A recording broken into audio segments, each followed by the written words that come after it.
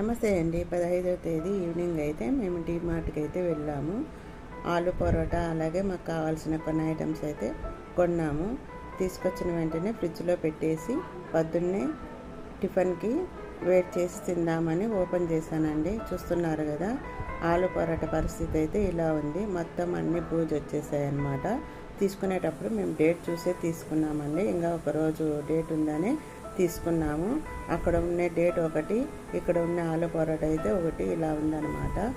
డీమార్ట్కి వెళ్ళి తీసుకుంటే పిల్లల పాపం చాలా ఎంత ఇష్టంగా తెచ్చుకున్నారు. ఇలా అయిందనమాట.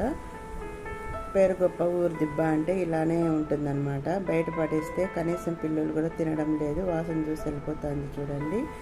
ఏం చేద్దాం, ఇంకా అవి పక్కన పడేసి పిల్లలకి మ్యాగీ అయితే చేసి పెట్టానమాట. డిమార్ట్కి వెళ్ళి ఇష్టంగా తెచ్చుకుంటే ఇలా అయితే అయిందనమాట. 150 రూపీస్ అయితే లాస్ అయింది.